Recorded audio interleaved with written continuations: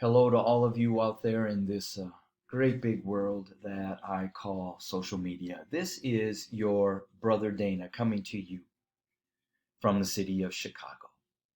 Many of you who watch this video may wonder why I then say shalom to my special, precious, chosen people of the Most High Yah. Well, that is because almost 4 years ago, I learned something, a revelation, that you, my black brothers and sisters here in America, are actually the true chosen people of the Bible, which helps to explain and bring understanding to why for these 400 plus years you have been so hated and really nothing has changed in white America's hate towards you.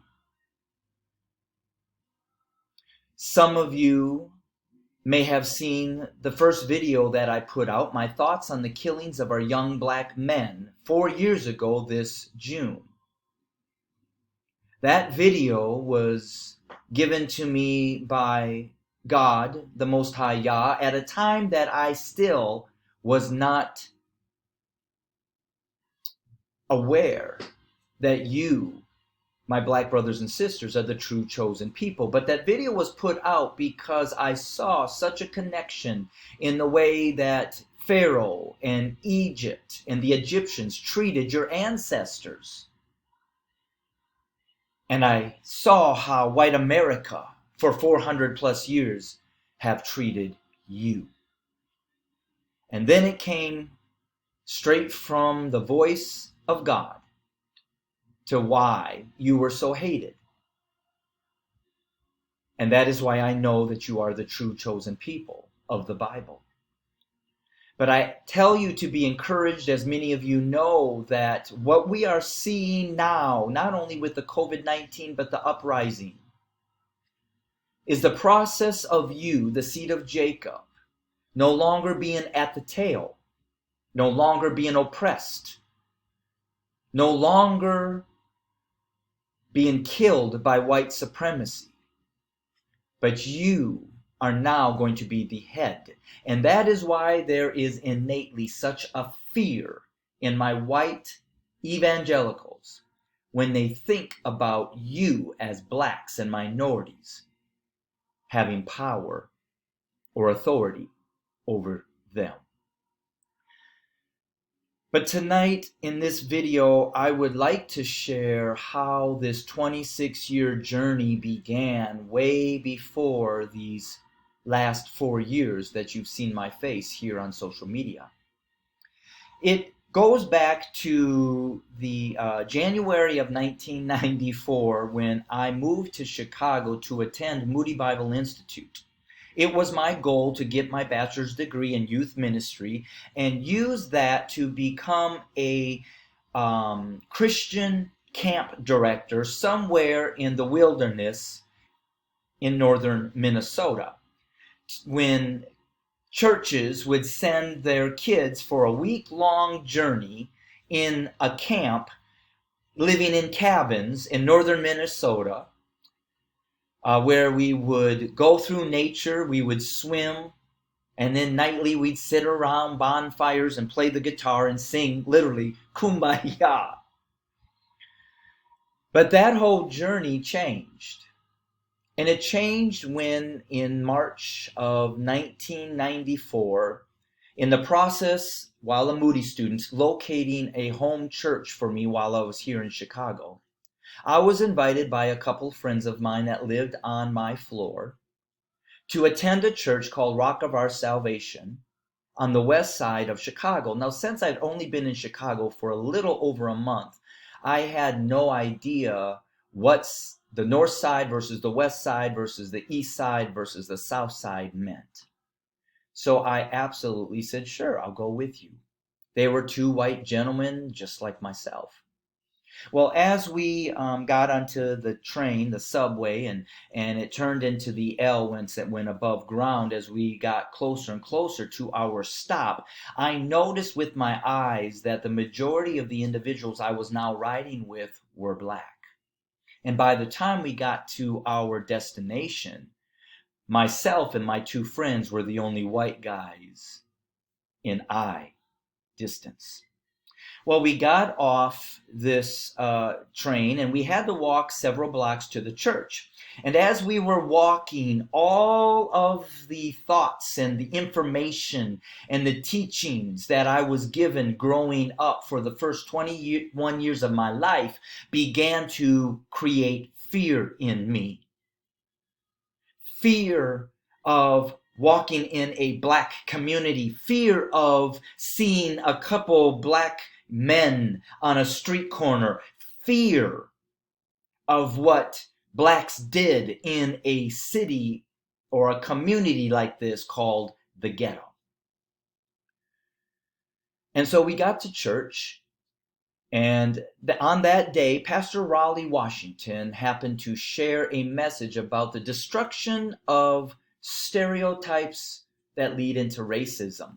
Now, his church was fairly mixed because it was a church that was known for a ministry called Circle Urban Ministry that reached out to individuals in the community. And so naturally, you had white young men and women that would come and want to volunteer and help. And so as he shared how stereotypes and racism destroys the lives of our black family members, I began to think about all the things that I had been taught. And so church led up, and as we went back to the train to get on the L, it had snowed. For the first time, I realized, as most of your white evangelical churches last an hour and an hour only, maybe 5 minutes over there, the pastor's allowed. I learned for the first time that a traditional black church goes on for hours. So during those hours, it had snowed a little bit. And so as we journeyed back to the train, we had to walk single file because we were following the footpath that was left in the snow. And so I was at the end of the three of us. And as I was walking back, I began to look around this community that I was walking to the church for the first time a few hours prior. And I began to think of some of the stereotypes and some of the racist things that were placed into my life growing up. And I asked God at that time that He would not allow this seed that He was throwing out into me to go nowhere except for on good soil, so that it would grow in my heart and in my life and produce a harvest that would be a blessing to the people around me.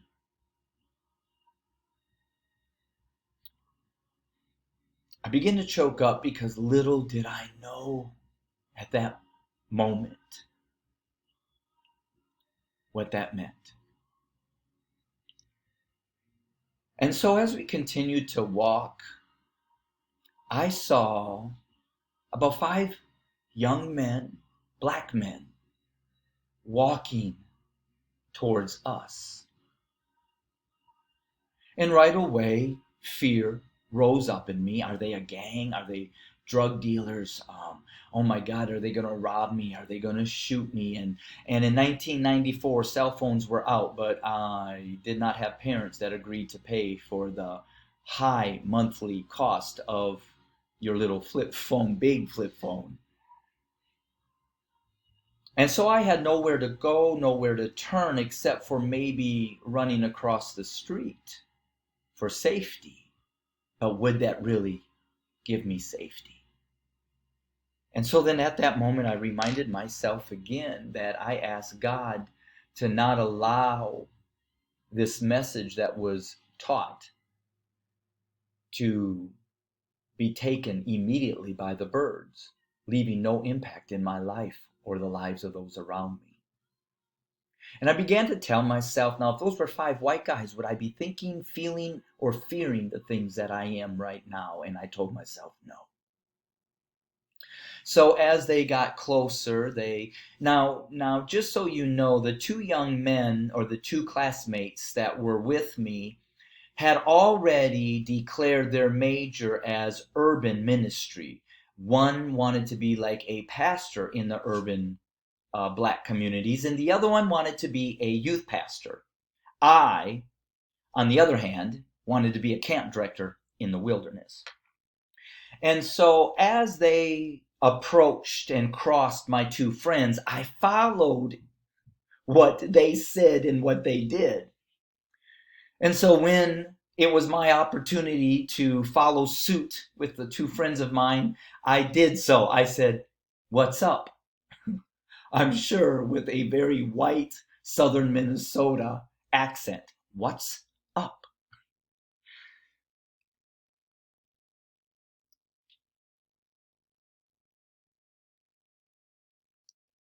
But these 5 young black men, unlike returning a hello, what's up, to my 2 friends, I was greeted, first of all, with a fist directly to the face. And after that, I can't count the number of hits my face took as my glasses fell, as I eventually fell to the ground, my Bible in the snow.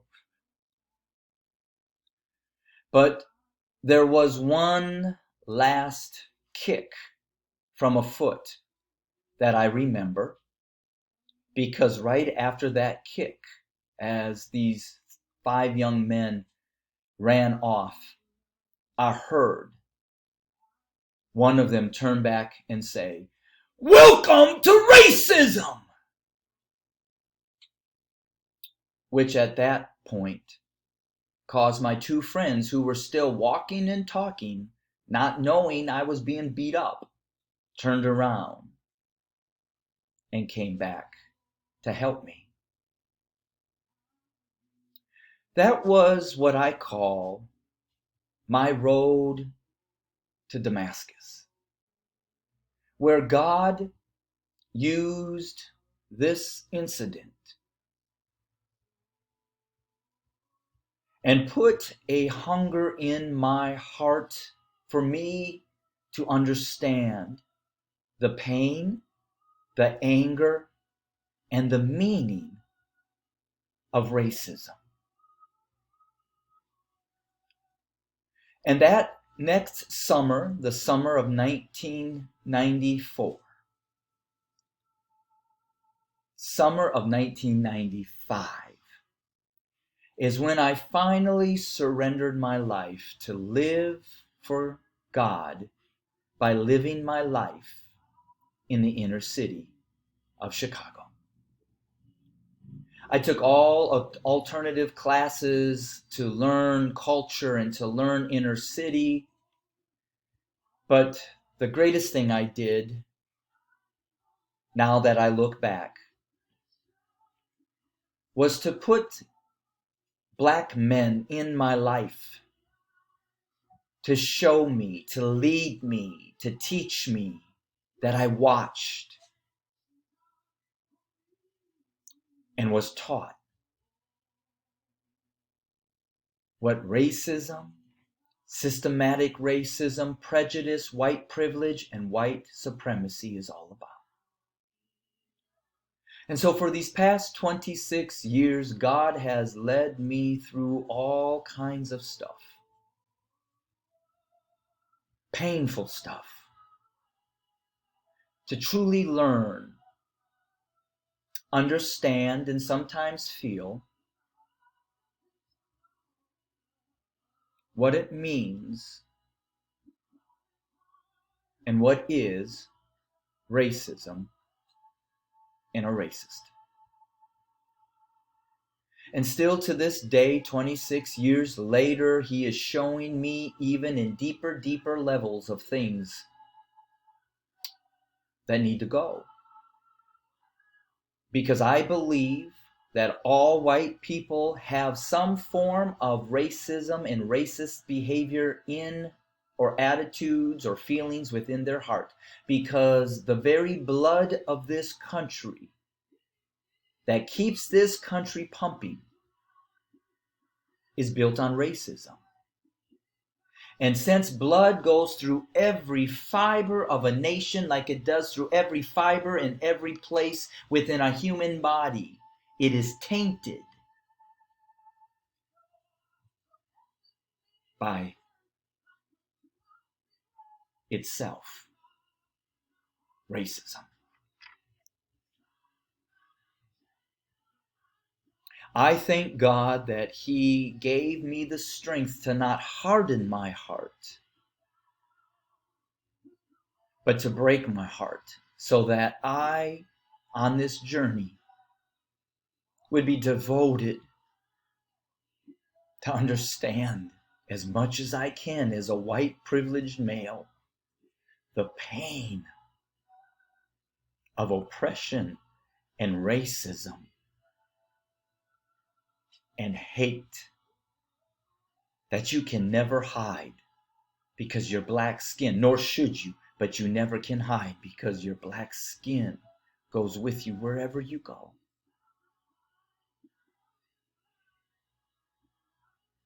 I thank that young man and those young men, even though I would never be able to pick them up and out on a lineup if I had to. I thank you for being a tool of God to break my heart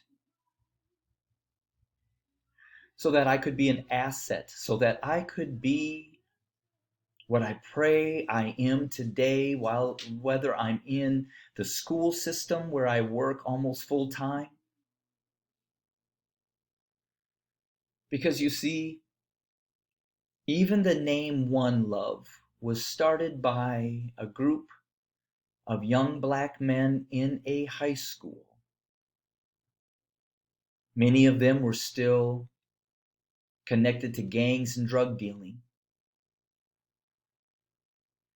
But through one young man that I took to lunch and asked him then to bring to lunch the next week 10 other of his friends, because I wanted to create a strong black men's leadership team. And even though many of them said, well, you know, Mr. Stevens, I'm still this, or I'm still with this, or I'm doing this, I said that doesn't negate that you are an incredible leader. And within the next few months, that original young man turned into 11, which then turned into 34. And together they created the name One Love, that they wanted to spread throughout the world. Love.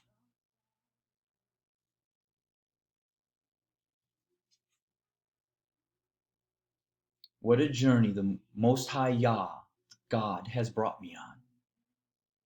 But I know that the journey that lies ahead for me and the people that I love is going to be a little difficult for this upcoming time.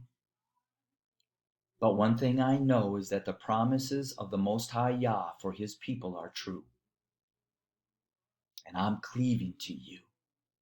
And I will, for the best of my ability, remain a loyal, humble, faithful servant to you and to the Most High Yah.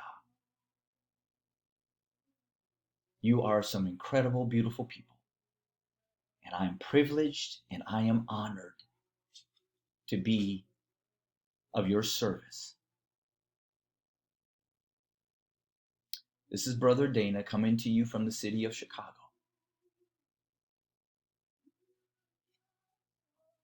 onelovesociety.love.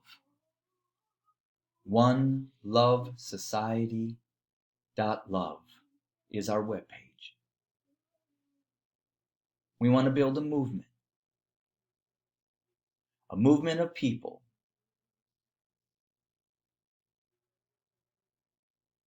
that know this is the season of change.